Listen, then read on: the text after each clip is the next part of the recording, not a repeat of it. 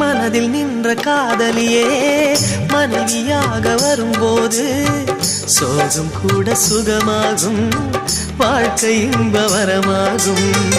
உன் வாழ்வில் செல்வங்கள் எல்லாம் ஒன்றாக சேர்ந்திட வேண்டும். பூவே உன் புன்னகை என்றும் சந்தோஷம் தந்திட வேண்டும். ஆசை காதல் கைகளில் சேர்ந்தால் வாழ்வே சொர்க்கம் ஆகுமே. ஆசை காதல் கைகளில் சேர்ந்தால் வாழ்வே சொர்க்கம் ஆகுமே.